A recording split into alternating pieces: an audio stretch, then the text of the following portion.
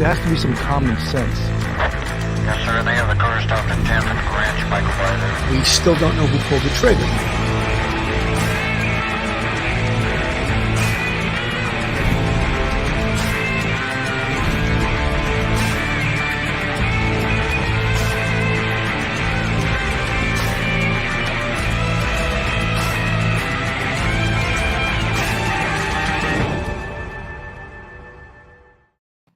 Hello, everyone, and welcome to Police Off the Cuff Real Crime Stories.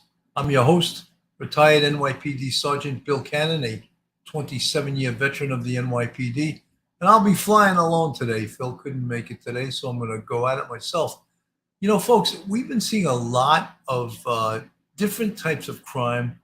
New York City has been inundated with crime of late, but more than that, we've been seeing a lot of politics that could actually help the NYPD. And one of the things that I saw this week that was quite unusual was Mayor Eric Adams actually going up against Governor Hochul, going up against the state legislature in Albany, going up against the rule of law with bail reform. And he was quoted as saying, or you could see it in the video, he says, insanity is when you do the same thing over and over again and expect different results. And he said that. And what he was referring to was bail reform. And with bail reform in New York City comes a whole accoutrement of other nonsense, you know? And the other nonsense is the policies of ADA Alvin Bragg, and not just him, but some of the other DAs across the other boroughs. But these decarceral policies, which simply means the unwillingness to prosecute and put someone in jail or in prison. So in essence, the law has no teeth in it. So there's no bite. There's no sanctions there that's going to make someone regret committing a crime.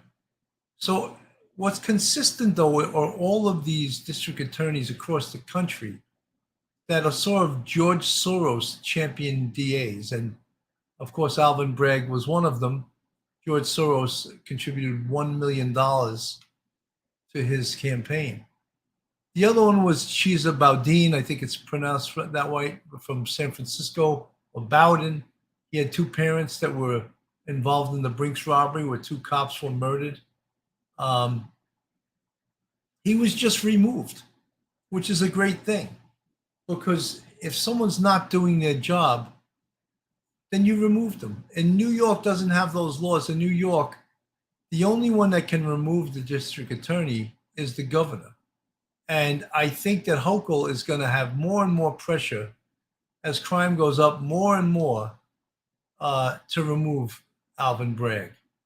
But you also have to remember, with Alvin Bragg came his whole entourage of other district attorneys that came with him to the Manhattan DA's office and support his philosophy of non-prosecution.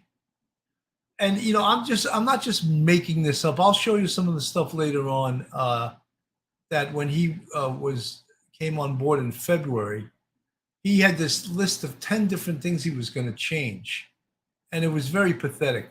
One of the things we've also seen is in Florida, a Republican governor, Ron DeSantis, has just removed the state attorney general for not correctly doing his job, for basically disregarding the law and interpreting the law and working state attorney generalship under his own guidelines and not following the law. And as a result, DeSantis suspended him. So take heed, other states, other district attorneys.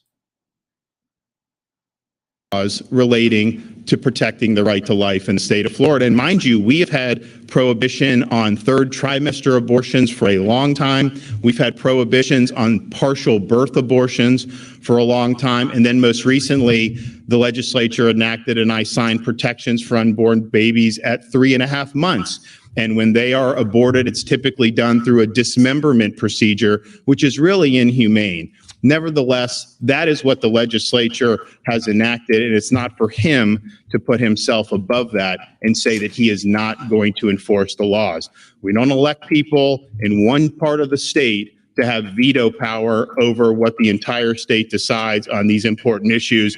The Constitution of Florida has vested the veto power in the governor, not in individual state attorneys. And so when you flagrantly violate your oath of office, when you make yourself above the law, you have violated your duty, you have neglected your duty, and you are displaying a lack of competence to be able to perform those duties. And so today we are suspending State Attorney Andrew Warren effective immediately.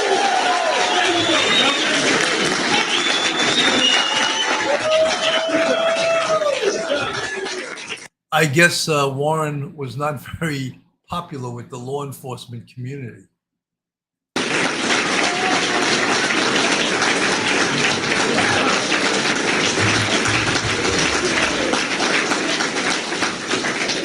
We are not going to allow this pathogen that's been around the country of ignoring the law. We are not going to let that get a foothold here in the state of Florida. We are going to make sure that our laws are enforced and that no individual prosecutor puts himself above the law. And I can tell you the states and the localities that have allowed this to happen, they are ruining the day. You want to know why some people are moving to Florida? Because their communities are no longer safe thanks to prosecutors that think they know better than the people's representatives and they get to pick and choose which laws that they are enforcing. So this was something that had a lot of input around the state. This is something that I think is a very, very important issue across our country, that this movement would be allowed to take hold, where you basically elevate your own personal conception of, quote, social justice over what the law requires of you. And I would note, those who say this represents social justice, look at San Francisco. They had to recall this prosecutor who was put in, funded by people like George Soros, saying he's not going to prosecute. They did the recall election. He was recalled, even in a very liberal jurisdiction. But the places that voted to keep him were the affluent communities who are not bearing the brunt of the policies. The places that voted to recall him were the working class communities, because they bear the burden of ignorance and refusal to enforce the law. And so what this is all about is really, when you uphold the rule of law, you are protecting the most vulnerable in our society. That's why we have a rule of law. And so I think today's action is obviously warranted. I know that there'll potentially be some Florida Senate could potentially see this depending on how things are going out. But I just think that to take a position that you have veto power over the laws of this state is untenable. And I think it warrants the suspension and eventual removal of office. And so we're happy to be here with a number of people in law enforcement. And so I want to thank my friend and the sheriff here, Chad Chronister in Hillsborough County, and I'm going to have him come up and say a few things.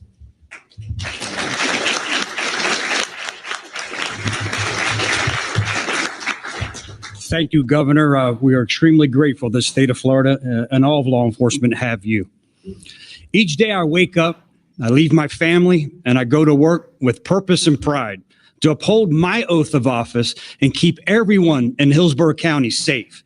And the nearly 4,000 employees here at the Hillsborough County Sheriff's Office share these same values. We put our lives on the line for complete strangers. We are resolved to apprehend the criminals who prey on law-abiding citizens in our community. It's our duty, and we trust that our criminal justice system, the state attorney, public defender, and courts will fairly adjudicate the circumstances and hold those who are guilty accountable.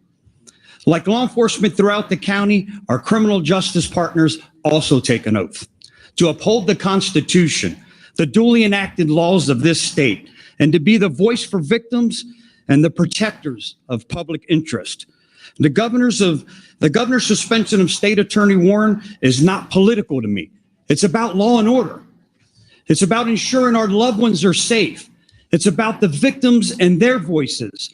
There aren't Republican and Democratic victims, just victims. They matter and they should be heard.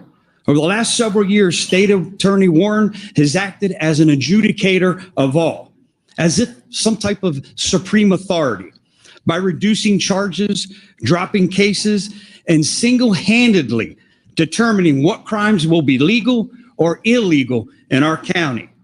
Ask yourself, aren't these the decisions for the courts or a jury of our peers?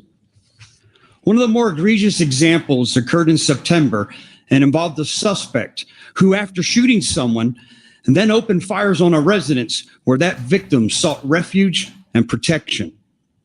Inside of that house was the victim, his mother, other children, and extended family members who were forced to take cover and hide. To make things even worse, nearby was another mother and her twin infant children in a vehicle. One of the shooters, our suspect, was identified and arrested just a short few days later. After being released from jail, he was caught and arrested for committing another burglary. And while in jail, the state attorney's office no-files charges on the shooting and the separate burglary charge. Earlier this year, this very same suspect was again arrested for carrying a concealed firearm. And just last week, arrested for the second time on charges of carrying a concealed firearm. My point is, like too many cases, why was this violent offender not held responsible for the original shooting? The state attorney's office explanation to our detective is the depositions would have been too lengthy and complicated. To add a little more context, the suspect, who faced no accountability for the shooting, we believe has gang affiliation and involvement in an unsolved homicide. One of the victims in this case, the mother, is extremely angry and frustrated with State Attorney Warren, feeling as though her status as a victim doesn't matter and the state attorney simply does not care. The victim wanted to be here today to tell her story herself, but has to work in order to provide for her family. The victim has lived in a motel since this shooting because she's too frightened to return to that home. Even in the face of this adversity, law enforcement continues to report for duty and uphold their obligation. As your sheriff, I continue to work with my law enforcement counterparts who privately are frustrated with the state attorney, who seems intently focused on empathy for criminals and less interested in pursuing justice for crime victims. As most everyone knows, I'm a tremendous proponent of reducing recidivism. I've created several diversion programs and continue to provide resources, education, and training opportunities for individuals to rehabilitate and improve themselves, while still holding offenders responsible for their actions. These efforts do not involve a blatant refusal to uphold the laws of our state. As the governor just outlined, and as Tampa law enforcement has seen over the years, empowering criminals through a lack of prosecution jeopardizes the safety of our Tampa Bay community and makes them even more brazen to commit additional crimes and continue to victimize the innocent. As the sheriff of Hillsborough County, I am committed to law and order, and I hold myself accountable to the people and would expect other elected members of our community to uphold these same values. Today, Governor DeSantis is holding State Attorney Warren accountable.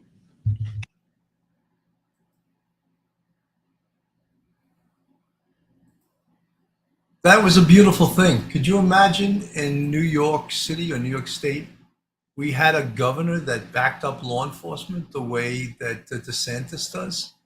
I mean, the job of a district attorney is to prosecute, but also to interpret the law and justice. Really, it's justice. But you cannot just drop cases when you feel that you want to be lenient on a defendant. And when Alvin Bragg first went into office in I believe it was in February, he had a big problem because he published a 10-point of view of what he was going to do. And one of the things he spoke about was to prosecute robberies as a misdemeanor. So in essence, and was his words, someone goes into a commercial establishment, pulls a gun, sticks the place up, but doesn't shoot anybody. So he's a nice guy. He doesn't shoot anybody. We're going to prosecute that as a misdemeanor as long as no one was hurt and other factors will take into consideration. That's not okay. That is not okay with the people that own stores. That's not okay with the taxpayers in Manhattan. If someone sticks a gun in my face and removes my property, there's no way you're prosecuting that as a misdemeanor. That's ridiculous. That person who has the gun stuck in their face is traumatized for the rest of their life. He said that commercial robberies that involve the use of guns or even convincing-looking fake guns would be charged as felonies, as would some robberies committed with other weapons.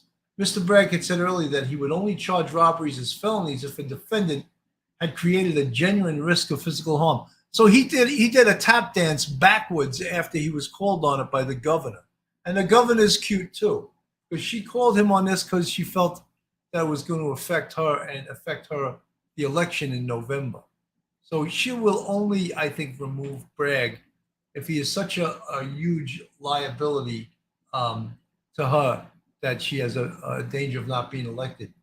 He said that gun possession would be taken seriously. I'm reading from the New York Times, and that those walking the streets with guns would be prosecuted. The default in gun cases is a felony prosecution, he said. Gun possession had not been among the crimes Mr. Bragg previously said he would seek incarceration for. So he did a full 360 when he was called on this. And I know I don't have it queued up, but everyone saw the two cops that got a beating in the subway last week by the male and the female who the officers tried to eject from the system, and they attacked the officers. Bragg also said that he would be tough on attacks on police officers. That guy had an open gun case, and you saw the attack on the officer. Bragg prosecuted that case as a juvenile, so he put the case in family court. So it just you can't make this stuff up. And he also has a whole thing where he doesn't want to incarcerate anyone. So all of these things, does he, as a district attorney, have the right to do this, or is he just supposed to prosecute, or does he have the right to downgrade cases like this? I mean, I find it somewhat outrageous that he can do that. This was the I'm going to bring up Bowden.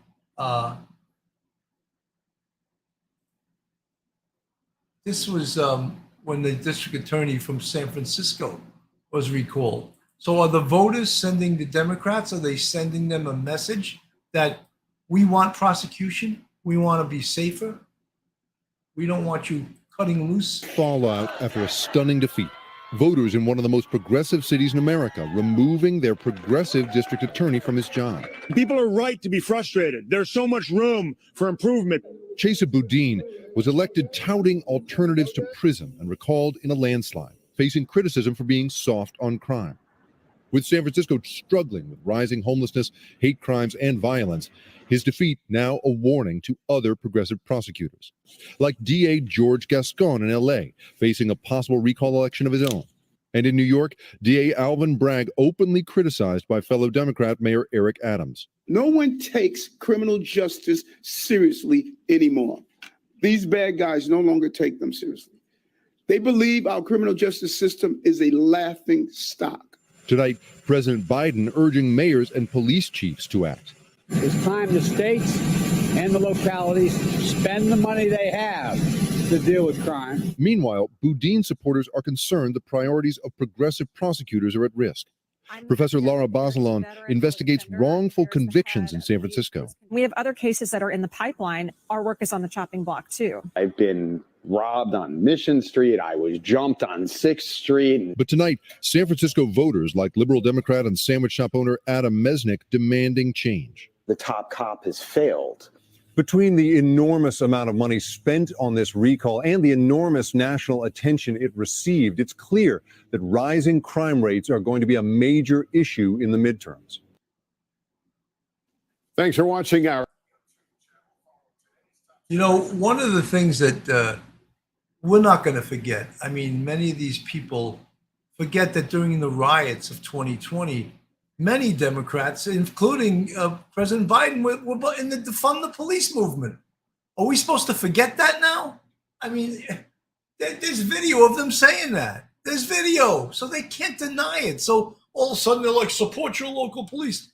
Look, in New York City, it was so poorly reported, but they removed $1 billion from the police budget. That buffoon, de Blasio, he removed $1 billion with a B dollars from the police budget. If that's not defunding the police, then what is? What is? And that is what, you know, the George Floyd incident has hurt policing. It's set back policing probably 20 or 30 years nationally, across the entire country. And it's just, how long will it take us to get back? And New York City cops are fleeing the job.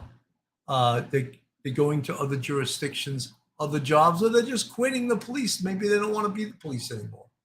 Maybe they got a taste of being the police and they didn't like the way they were treated. So these are all the things and the damage that it did. And New York City is in a tough situation now with staffing also, because they can't get people to take the job and people are leaving the job in droves. So it's a problem. It's a problem. And, you know, when they used to announce a test in the NYPD, they used to charge money to take it. Thousands and thousands of people would take the test. No more. Attorney is laying out his plan for fighting crime in the city. Alvin Bragg says he will stop seeking prison sentences in some cases and downgrade some others. CBS 2's Dick Brennan has details. Having had an automatic weapon to my head, a knife to my throat. Manhattan DA Alvin Bragg says he knows what some New Yorkers have gone through because he's lived it himself. I wanted to give voice to the people who know those experiences and to give context to those who don't. Now he's ready to put his mark on the Manhattan DA's office. In a memo to staff, Bragg said offenses like marijuana misdemeanors, prostitution, and fare evasion will no longer be prosecuted, and he thinks longer sentences do not deter crime and make society safer. Go back 35 years, you saw sort of increased incarceration with not necessarily leading to public safety benefits. And the most recent chapter in our city, pre-pandemic, of incarceration and crime both decreasing. That's what we've got to get back to. Bragg is also advising lesser charges for some low-level drug offenders and some burglaries. And in low-level store robberies, lesser charges if a subject displays a dangerous instrument but does not create a genuine risk of physical harm. The Police Benevolent Association says it has serious concerns about the message these types of policies send to police officers and criminals. And critics fear the effects on the people who live or work in Manhattan. There's nothing wrong with saying you want to decrease the amount of people in our prisons. There's nothing wrong with saying you want to exercise stronger discretion in who we send to prison. But there are some people out there who are committing violent felonies. And what does Mayor Eric Adams think of the new policies? I have not communicated with the DA. I have not looked over and analyzed exactly what he's calling for. Mayor Adams says he'd like to convene a meeting between law enforcement, lawmakers, and the DAs so they can hash things out. Well, you know, it wasn't talked about there, but a huge problem, and we spoke about it this week in New York City, of course, and New York State, is bail reform. It's destroying the whole criminal justice system. And I think that was what Adams had said, that it's really taking a toll on the city, that, you know, the revolving door, it's just a crazy thing like that. Someone gets arrested, say for a gun or a serious crime, and the next day they're out. It's like, it just is, it's ridiculous. And that's the thing that they're going to have to address. But none of these Albany politicians, you got Stuart Cousins and you got Carl Hastie, who's the Speaker of the Assembly. They don't want to talk about this. They don't want to talk about this anymore. It's just incredible. So it's like, this is something they're going to have to talk about, because bail reform has been, or bail, the whole situation has been a disaster. And sorry guys, I'm having a little technical difficulties with the, with bringing a little video up on the screen. So yeah, I'm free. I'm froze up too. Stop sharing. Let's see. Guys, can you hear me? Okay.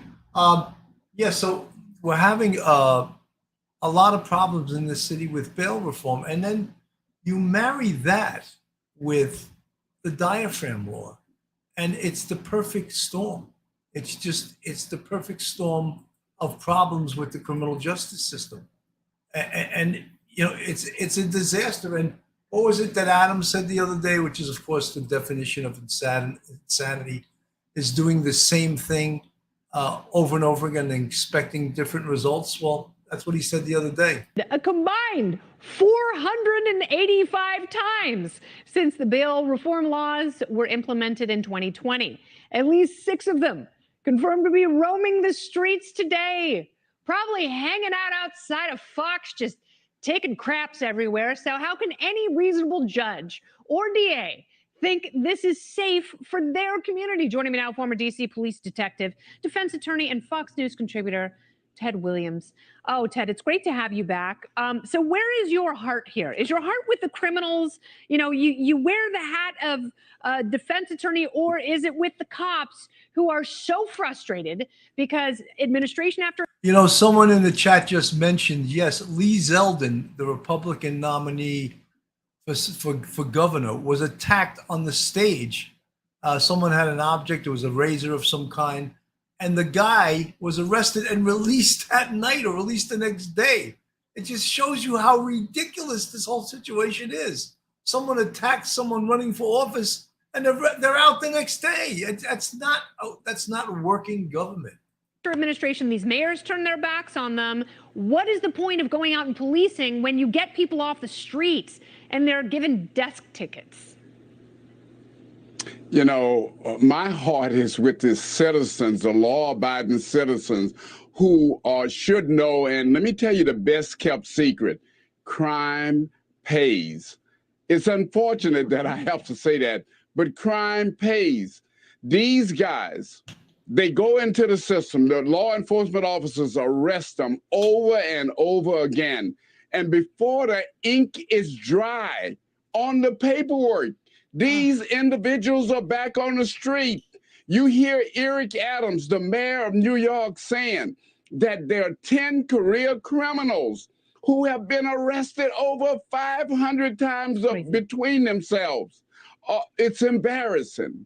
And it's, you know, they're doing the same thing. Some of them, they go into places like Target and CVS with, you know, giant garbage bags, and they just fill them up with stuff and they sell them on the street. You know, it's not like they're Robin Hood and they're giving it to poor people. They're turning a profit off of stolen goods. I saw a guy in CVS the other day get run out of the place by 2 security guards who finally did something.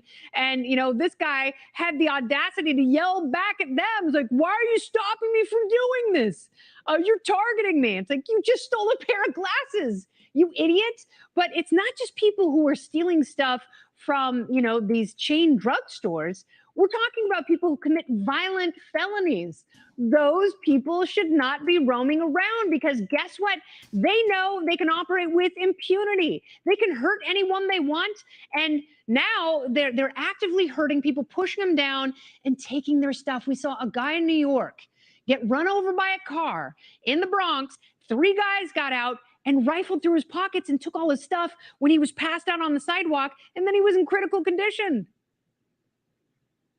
You know, it's an embarrassment, I got to tell you, Kennedy. But unfortunately, this is an embarrassment that's taken place all over this country.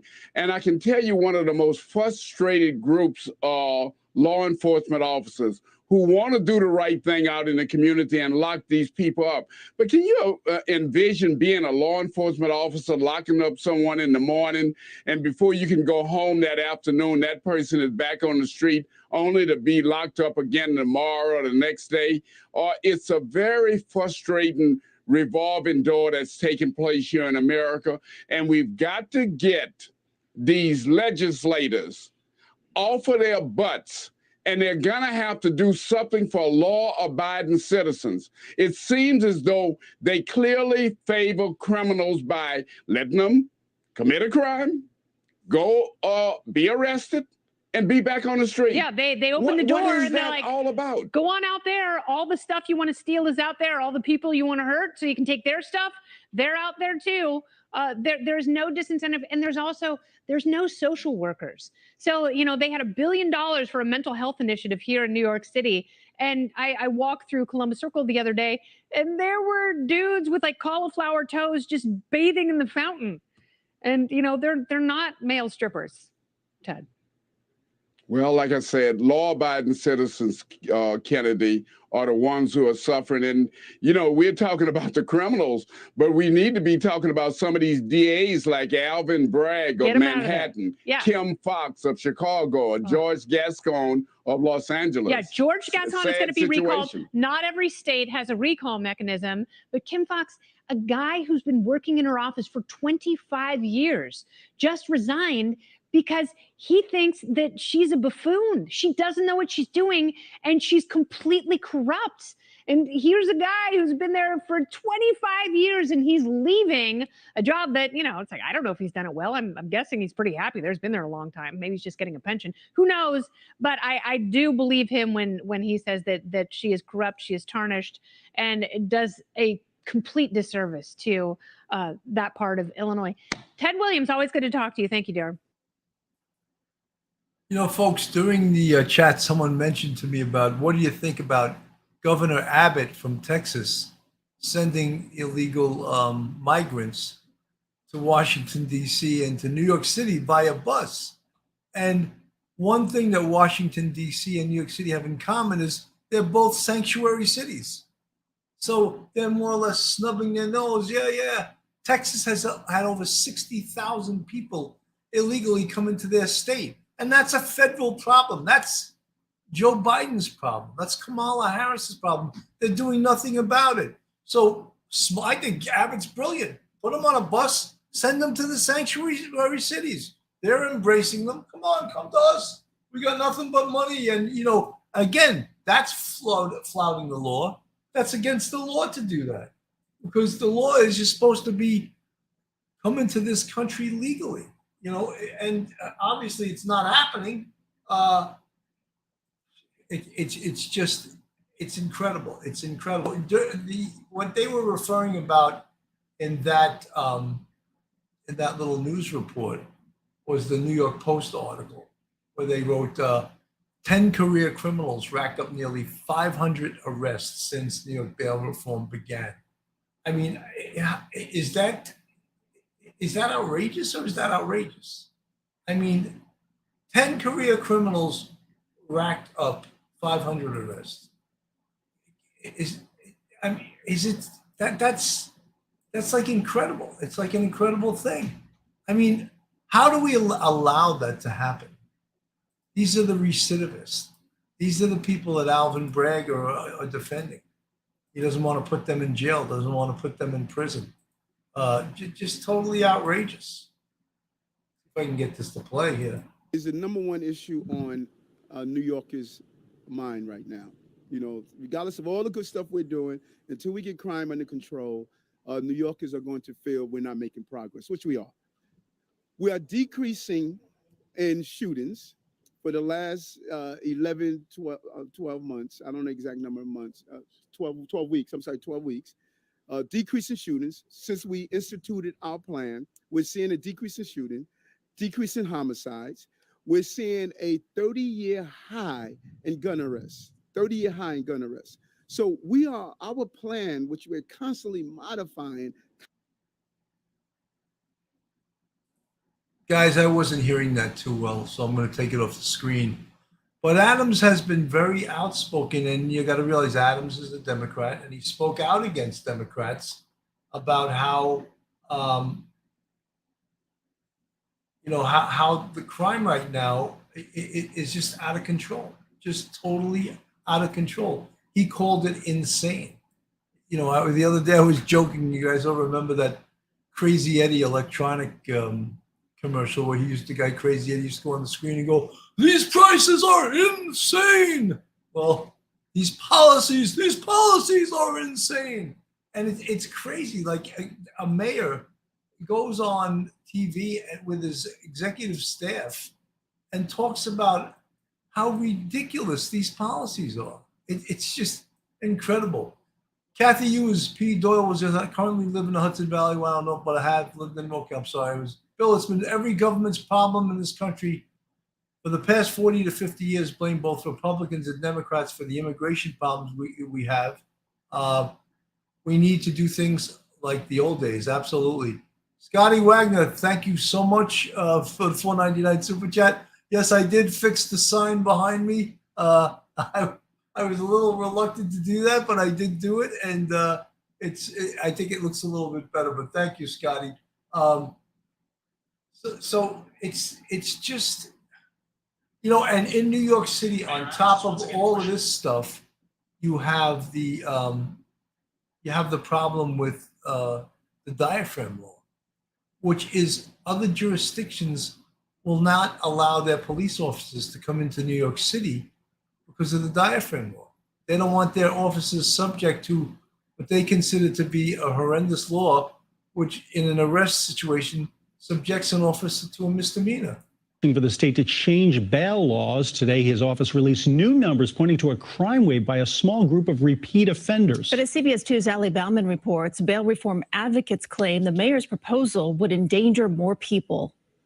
At a press conference Wednesday, Mayor Adams joined the NYPD in detailing rap sheets for who they deemed the 10 worst criminals in New York City, men with 485 arrests between them since bail reform was enacted in January 2020.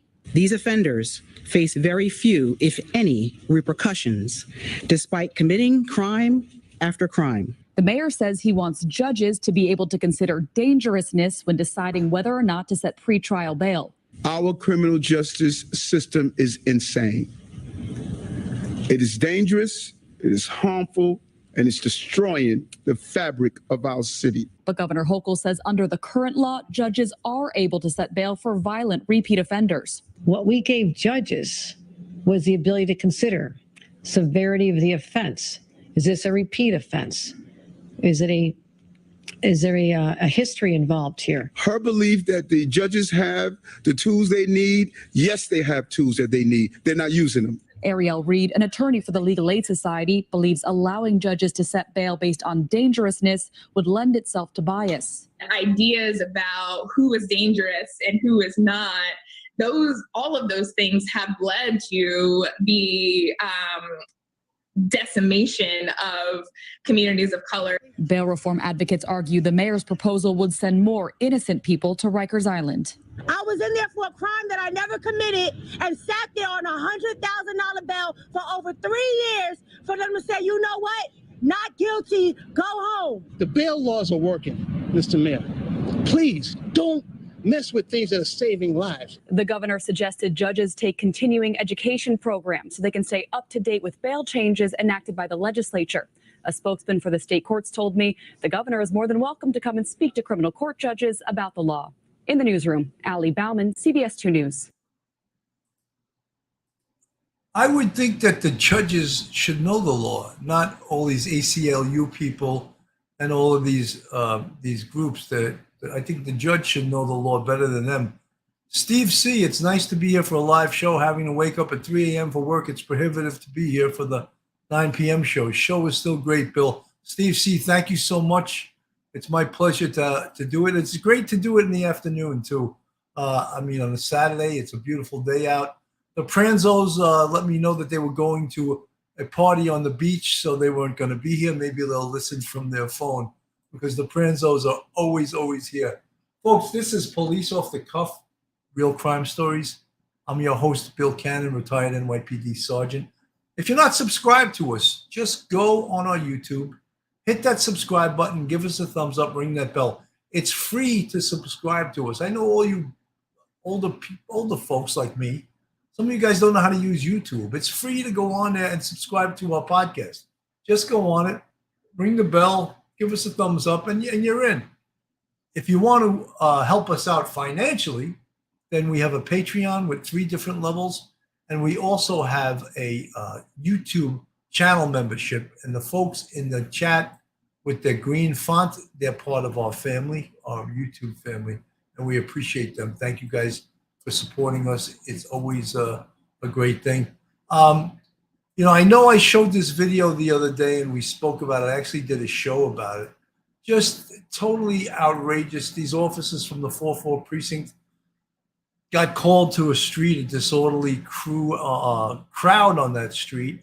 They tried to calm the crowd down. They grabbed the guy that had a gun, a loaded gun.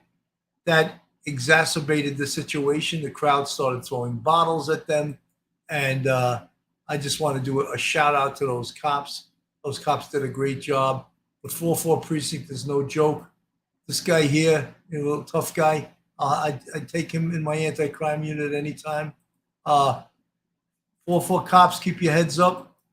These are some of the guys that we're throwing that they're looking for post-incident. And hopefully the detective squad will lock these guys up and they'll be charged.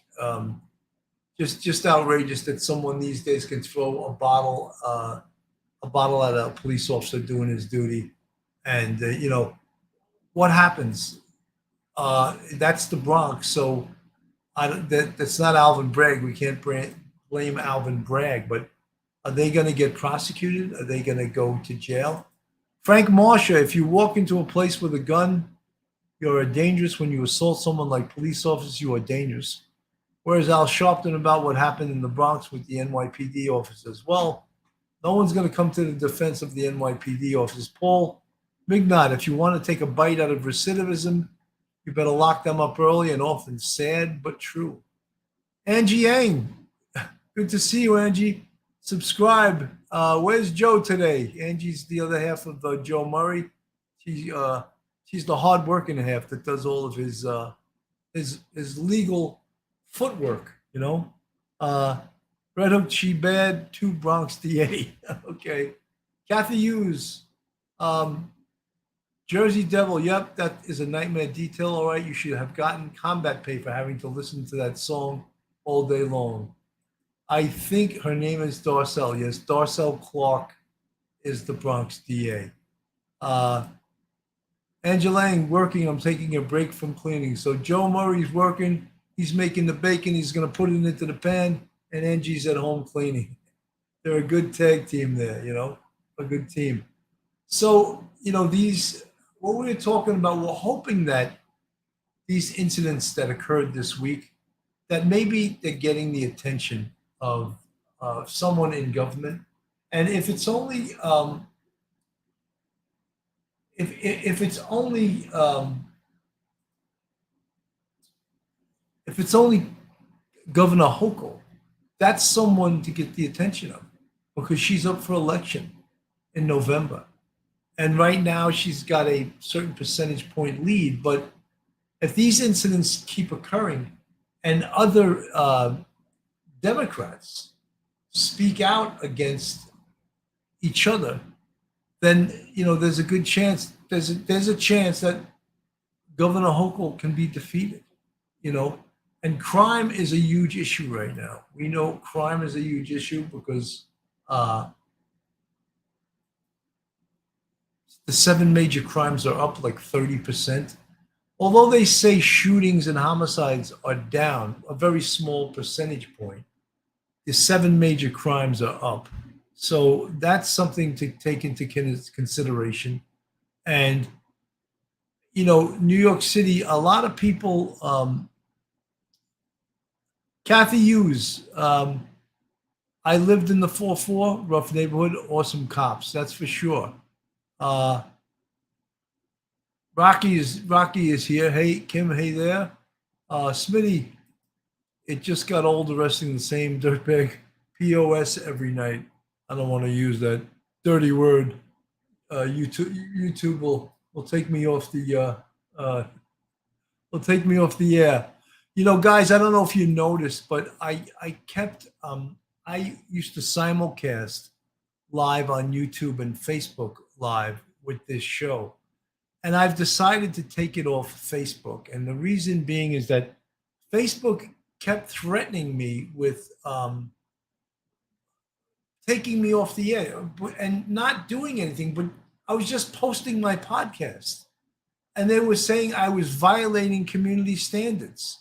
So my 29,000 subscribers now are just about 28.8. Will now not be going to YouTube, because I violated your community standards, but you violated mine. So I'm done with you. I'm done with, with Facebook. I'm done with Facebook. It's because I violated the community standards. You violated mine. I'm off there. You lost 28,800 people going on Facebook when my show was on. I mean, just outrageous. And other people have told me that they censor you. Well, you know, but so does some other carriers censor you too. But Facebook, you know, saying I violated community standards. What standards did I violate? And you know what the frustrating thing is? You can't communicate with anybody. They'll have a thing. Do you agree with this? Check this box. No, I don't. But no one ever gets back to you. So what's the point of agreeing with it or not agreeing with it? Just ridiculous, you know. You know, so I just simply took it off of Facebook. There's a bottle thrower right there that perhaps he's already been identified. You know, by the detectives in the 4-4. But we won't know until we hear from the detectives. But you know, some of the most horrendous things happened too this week, and I thought that incident in the subway was particularly horrendous. That someone would attack a cop like that, and it's just. And I think that cops these days, they're afraid to defend themselves.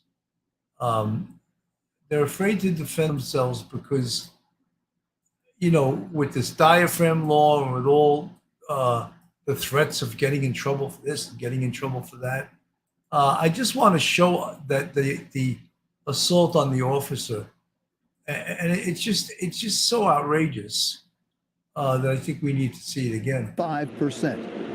The biggest transit system in the country. And attacks against cops on subways are up by a huge amount. As we saw this weekend, 2 cops punched several times, assaulted by a teenager who was fair hopping. Eyewitness News reporter NJ Burkett live at the scene on the Upper East Side. NJ. Right, Bill, this incident happened on the Lexington Avenue line at the 125th Street subway station. Officers say they spotted the teen jumping a turnstile, confronted him about it, and then apparently asked him to leave the subway station. They say he refused to do that, and what happened next was captured on cell phone video. Officers say the teen turned on them in a rage, and for several minutes, it was pandemonium in the 125th Street station. He could be seen throwing punches and landing punches as the officers struggled to arrest him. He will eventually be subdued and taken into custody, and then released within 24 hours without posting bail. MTA Chairman Jano Lieber. I don't understand how the law would permit that guy to be released. When he has 2 priors, he's already out on the street for, to have him immediately released for that attack on a police officer, I don't get it. I know our riders don't get it. Police officials say the officers were attacked after they spotted the teen jumping the turnstile with his girlfriend, that he lashed out at them after they told the couple to leave the subway station. One of 2 attacks on NYPD transit officers this past weekend. NYPD Transit Chief Jason Wilcox told MTA board members that assaults on his officers have skyrocketed this year. In many cases, while officers were attempting to enforce so-called quality of life infractions. We have seen over a 55% increase in assaults on police officers this year. The majority of these assaults on police officers began as the officers were engaging persons who had committed fare evasion and or other quality of life violations on the trains and stations. In the Harlem incident, Police say the same teen had 2 recent prior arrests, including one case where he was arrested with several others in possession of a loaded .40 caliber gun and a crossbow. The criminals underground know they can get in a brawl, choke a cop, and be back out in hours, said PBA President Patrick Lynch. Cops are putting ourselves on the line to make the subways safer, but we are feeling abandoned by a justice system that won't back us up. End quote. Matthew Rue shot the video. I just want to make sure, there was a witness for anything that happened that shouldn't have happened and anything that could have happened that didn't happen. The officers were later treated for cuts. That guy seemed like some Rhodes Scholar. I mean, what a quote. I don't know what he meant. I have no idea. And bruises and released. Police sources tell me that the entire incident was captured on the officers' body cams, and that in fact those body cam videos show the officers trying to de-escalate the situation before the teen started throwing punches. That was outrageous, right? Just outrageous. One of the things that they just also announced recently that only 60% of the ridership has come back since the pandemic. So they're missing 40% of the ridership. So who's going to pay for that? This is like a class. I'm asking the class, who's going to pay for the 40% who are not taking the subway? I have an answer to it, but I want to see if you guys have an answer. Do you guys have an answer? Who's going to pay for the 40% people who are not going on the subway anymore? Come on, class. No one knows? Well, I'm going to tell you, and then you can guess another one. Starting very soon in the next few weeks, they're instituting something called congestion pricing in New York City. So that means you evil people from the suburbs that own these carbon burning vehicles that burn fossil fuels, if you go past a certain street, they're going to hit you with 15 or 20 bucks on your Easy Pass. And what's that going to supplement? The MTA. Let's pay for the 40% that's no longer riding the subway. Let's hit up those poor dopes from the subway that are going to drive those fossil fuel burning vehicles into the city. It's not over yet, folks. This is a two-part question, two-part answer that no one knows the answer to. Does anyone know what's also going to contribute to the MTA? Come on, come on, guys. Think along the same way that I just did. I'm not going to give you the answer right away. Come on, think along the same way. What did they also announce was being instituted 24/7? Initially, they said it was only going to be a couple of days, a couple of hours, and just near schools. But what did they just announce is going to happen 24/7, 7 days a week, 365? All right, guys, I'm going to have to tell you. Speed cameras. Now, if you go over 35 miles an hour, they're going to mail you a $50 summons to your house. That's going to pay for the turnstile jumper in the subway. That's going to pay for the 40% of people who never returned. Yes, Joe Bissett, the speed cameras. Yay! These cameras are insane. You know, you're going to get those $50 and $100 summonses to supplement the MTA's income because not enough people are riding the trains since the pandemic. Yes, yes. So now when you drive that evil fossil fuel burning, carbon emitting vehicle, you're getting penalized on your, and you know, see how they can just charge it to you too? You're brilliant, right? They just charge it to your Easy Pass, right? And then how about the speed tickets? The only good thing about the speeding ticket is it's not points on your license because they can't prove that that was you, specifically you driving your car. So they hit you with the $50 summons, but you know, no points on your license. Is anyone out there happy about that? No one? Plate readers, you're right, Angie. They got all kinds of stuff out there. I like plate readers for our safety, but I don't believe that speed cameras are for our safety. I think it's for the city's cash register. I think that cash register is going to be bing, bing, bing. It's going to be clicking all the time, you know? So you got red light cameras, You got congestion pricing. You got speed cameras. What else do you got? Can't park anywhere anymore, right? Everywhere you go now, it used to be, you could park after 6 o'clock. Now, but you can't park there between 6 and 10. It's like they're making this city an unfriendly place to go into. Look at the money people spend when they go into the city. You go to see a Broadway show. What does a Broadway show cost these days? $200 a ticket, and that's just the beginning.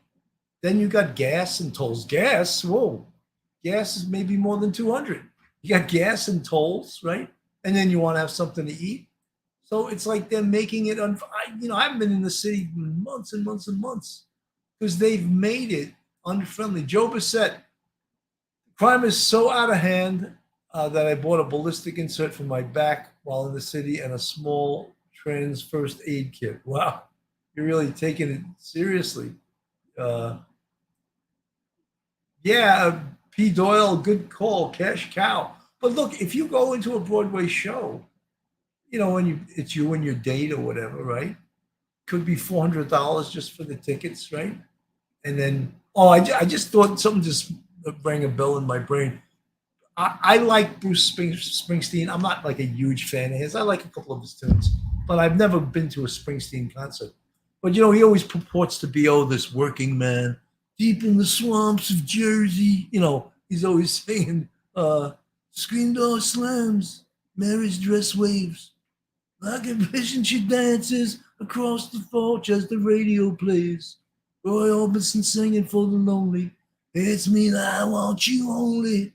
Don't turn me home again. I just can't take myself alone again. I was trying to do the Bruce Springsteen rasp. Anyway, he just took a hit because he wants to charge $5,000 for the best tickets to his concert.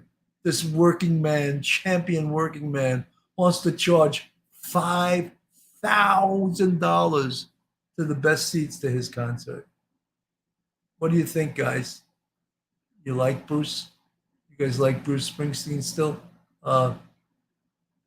Frank Marsha, Bill, we have a 24-hour-a-day speed cameras here in Tampa, but not for the same reason as New York. Here it is a safety issue. It took a mother and a child getting killed by a speeder to cause this here. Frank Marsha, I go to Florida, and the people that drive in Florida are out of their mind. People in that state are psychos. There's a lot of road rage. People just cut across 5 lanes of traffic. If the speed limit's 70, they're doing 90 like it's nothing. So yeah, Florida could use some of those safety speed cameras for sure, because people drive crazy there. Jersey Devil, 1,000 to 5,000 per ticket. Nope, not today. He's talking about Bruce Springsteen. So and those Springsteens. Oh, Liz Morris. I don't have $5,000 to even spend. Period. Imagine spending $5,000 for a concert ticket. But even a lot of these rock and roll shows, Smitty, Bill, if you want to imitate the boss, you got to pretend you're straining to take a crap. I think I'll pass on that one. But and look, all these rock and rollers, Springsteen's got to be in his 70s, right? Definitely. Mick Jagger is 77 years old, and Keith Richards, how is that guy still alive? My God, I love the Rolling Stones music, but 77, Mick Jagger and Keith Richards, he's got to be about the same age. They're really like the only 2 original Rolling Stones left. The rest of the band is just fill-in musicians, right? Well, not fill-in, they're great musicians, but they're not members of the band, right? Jersey Devil, the most I ever spent was $120 for the Stones. What century was that, Jersey Devil? The Stones, probably buy a beer to go see the Stones in the concert's $120, crazy. Angie Yang, don't care for Springsteen, only song I do like is Brilliant Disguise. Yeah, that's a good tune. I hold you in my arms, the band's playing. What all those words thinking, baby? I can't think of the words. Now that you turn away, I saw you last night out at the edge of town. John Arbert, hello, Bill. Hope you're well. Doing well, John. I haven't seen you in a while. Good to see you guys. So, we're just sort of winding down. I got all, people say I rant too much, and I do rant, it makes you feel better. I guess I don't have to go to a psychiatrist or a psychiatrist. Like I rant, I get everything out in these rants, Frank Marsh, I can't believe some of those old rockers are still rocking. The Stones were loaded all the time. Yeah, the Stones are still rocking. I think they were in Europe. They're somewhere in Europe. Unbelievable, man. Jersey Devil. What did you just say, Jersey Devil? You said, Rocky, thank you, Sergeant Bill, for this live today. Thank you. Thank you guys for coming. Really, thanks for coming, guys. Jersey Devil, greatest rock and roll band in the world. They put on quite a show. You're talking about the Stones?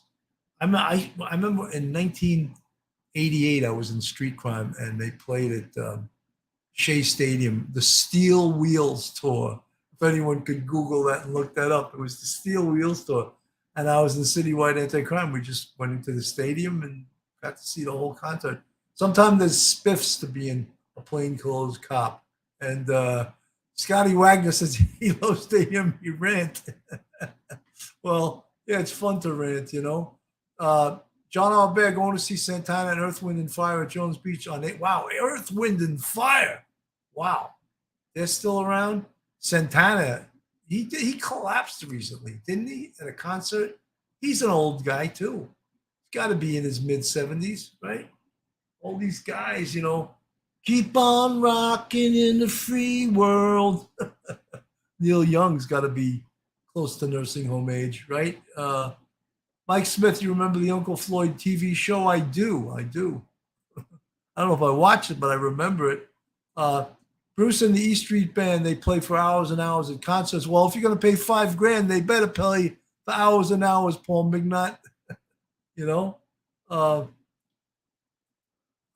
Angie Ann, come on, Bill. I know you know the words for this. Jay Black and you must come a little bit closer. Come a little bit closer. You're my kind of girl. That's all I remember. I don't remember all the words, but God, man. Unbelievable. Yeah, I think Paul McCartney, he just turned 80, I think. And I think he's probably going to hang it up soon. Oh, you never know. These guys never want to retire.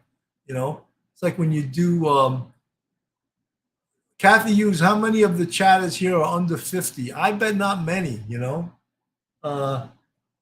Frank Marsh at Jones Beach, my old stomping grounds from Freeport. Jones Beach has a great concert venue. Great place to... The Pogues, yes. I love that guy that sings the... What's his name? It's Christmas Eve, in the drunk tank. An old man said to me, won't see another one. And then he sang a song. That rare old Mountain Dew. I turned my face away and dreamed about you. What's that guy's name? Who's the singer? Missing the teeth and he's always drunk. He's the Pogues, the lead singer for the Pogues. But he's great. He's great. He's sometimes he sings off key, but somehow it works. It just works. Pogues, yeah, wow. Shane McGowan, there it is, P. Doyle. Shane McGowan. He does the video too. If you ever see the Fairy Tale of New York, which was the song I was just singing, the professional one, Matt, who's the actor again? He's in it, but Shane McGowan sings the song with the Pogues, with Christy, is it McNichol? And that was the famous version. And that's a great tune. That's one of the greatest Christmas songs ever. Folks, if you don't know that song, go on YouTube now. It's called Fairy Tale of New York. It's an amazing, amazing tune. Shalane Thomason, hi, Sergeant Bill. Good to see you. The boys in the NYPD. The boys in the NYPD choir were singing Galway Bay, and the bells are ringing out on Christmas Day. Matt Dillon, P. Doyle, right? Matt Dillon. He's in the video. Guys, I'm at an hour and 4 minutes. I thought I was just going to come on for like 45 minutes and say goodbye, But, you know, I get ranting, I get talking to you guys, I get to have some fun. And I'm glad you guys stayed, you know. You know, we don't just get to talk about law enforcement. We get to talk about rock and roll and music and stuff like that. Springsteen charging $5,000. We get to rant about everything. Guys, God bless. Thank you so much for stopping by today. It was my pleasure to talk to you guys today. And amazing, amazing, amazing. Have a great night, and I'll see you guys soon. One episode just ain't enough.